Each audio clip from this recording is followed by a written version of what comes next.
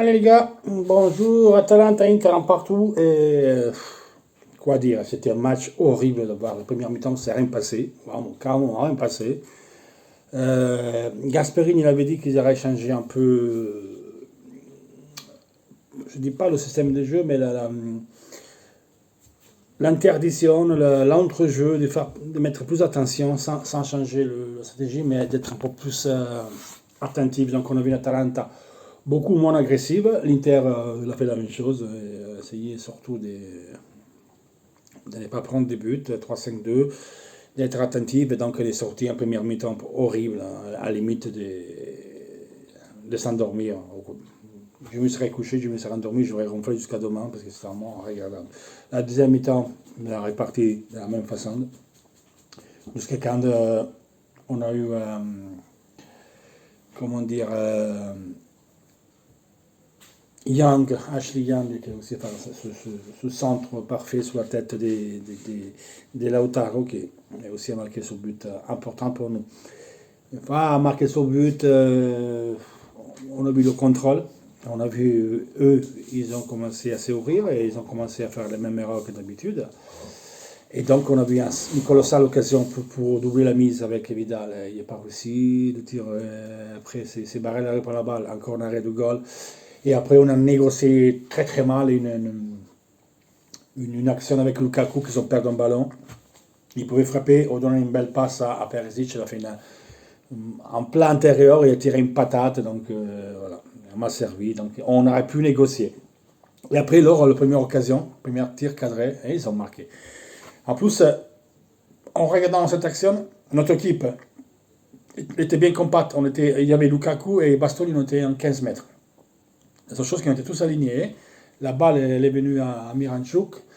Il revient sur le côté. Donc, il met hors cause, comment ça s'appelle, Bastoni, je ne sais pas qui. Il y a Gagliardini il va pas mettre la patte. Là, il lève les mains. Donc, il ne fait pas faute.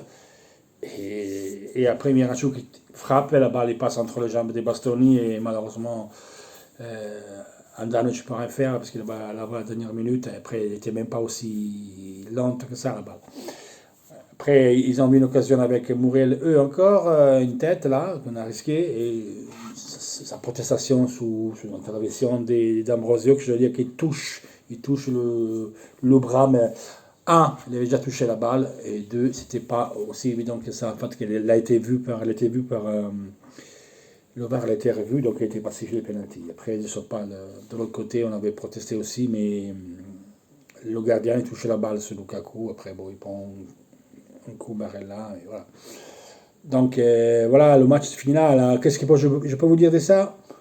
C'est officiel qu'à chaque fois, c'est Gagliardini n'est pas titulaire, sera le premier change, c'est Gagliardini, parce que notre coach est très amoureux de Gagliardini. Aujourd'hui, l'Atalanta était en difficulté. Qu'est-ce qu'il a fait leur coach à un moment donné? Il a sorti Malinowski, il a mis Miranchuk, il a sorti Zapata, il a sorti Toloi, il a mis Muriel et Miranchuk et Lamers, et il a changé l'équipe, ils ont mis 4-3-3. Toi, compter, des trucs comme ça, tu ne les fais pas. À la fin, bon, et il a mis Perisic et Lukaku pour les deux attaquants. C'est fait mal Lautaro, on va voir qu'est-ce qui s'est fait, parce que c'est fait mal pendant l'échauffement. Sanchez aussi, il a eu un problème, même si on ne l'a pas dit, mais il s'est touché beaucoup la cuisse gauche. Et à la fin, on a mis D'Ambrosio et Hakimi. Mais au moins quelque chose, il a fait Gasperini, il a eu du courage. Là, tu peux rien mettre quand c'est comme ça, parce que eux, ils attaquaient, ils faisaient beaucoup de passes, mais tu étais récomporté derrière. Même un Eriksen, il pouvait rentrer les dernières 10-15 minutes et faire une passe, un truc, je sais pas, ou on a un Golan. Non, mais nous, c'est Gagliardini. Il ne rentre pas Gagliardini, on peut pas aller dormir. C'est Gagliardini, il ne rentre pas, on ne peut pas aller faire dodo. Donc voilà, comptez comme ça. Maintenant, on va voir.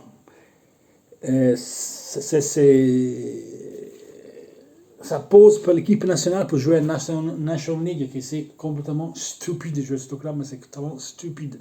Ok, l'Amérique du Sud de jouer les qualifications, mais c'est stupide d'arrêter pour faire ça. En plus avec ce Covid, parce que des joueurs qui sont censés être tous ensemble, contrôlés comme ça, ils vont partir avec des autres joueurs qui arrivent dans des autres équipes, ils vont être ensemble, ils vont voir des autres familles, des autres gens.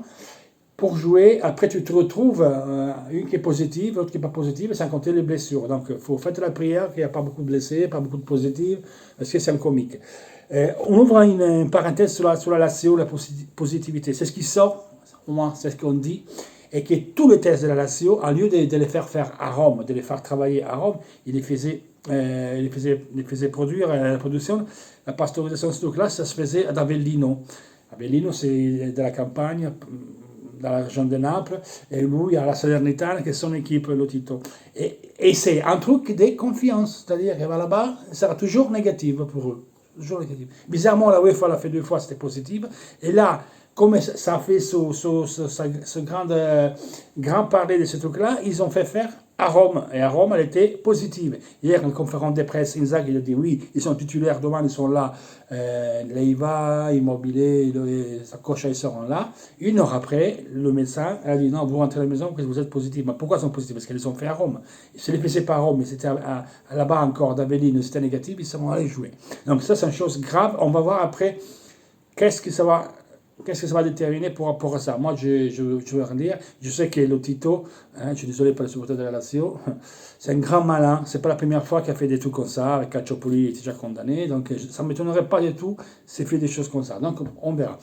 Retourne à nous. Match ingardable, mais en majeure raison. Et quand tu matches comme ça, que c'est difficile, tu arrives à ouvrir le score, tu dois la ramener à la maison. Et quand tu as l'occasion, tu dois le mettre. C'est ça que ça te fait la différence dans une équipe comme l'Inter, qui a des ambitions, une équipe qui veut vraiment faire quelque chose. Ce soir, on peut régaler au Milan une belle pause. S'ils vont gagner ce soir, ils partent en solitaire. 4 points, ils auront sous Sassuolo qui a 15, ils auront 5 sous la Rome qui a 14, peut-être Napoli va les rejoindre, puis il y a Atalanta 13, la Juve 12, la Juve 13, et nous on est quoi? On est à 12, c'est cauchemar.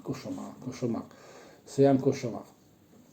L'Inter c'est 3 victoires, un championnat et 3 nuls les gars. Atalanta 13, quand la Juve, nous on a 12. On aura 7 points, l'Inter a 7 points de rattraper Milan, la Juve Atalanta en auront 6, Napoli Atalanta à 5. Après on verra ce qui va sortir pour rapport à Juventus Napoli, qui dans sa pause, ça va décider. Donc voilà les gars, il n'y a pas grand chose à dire, hein.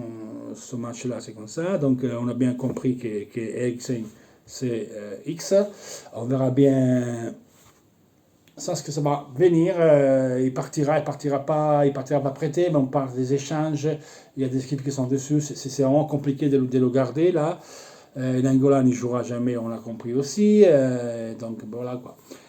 Ça, c'est notre situation. Ça sommes pour l'Inter de Mancini, on a fait 10 matchs, on a gagné 3, 2 défaites, tout confondu, hein, et 5 matchs nuls. On commence à travers les matchs nuls tout le temps. Match nul, et on va nulle part.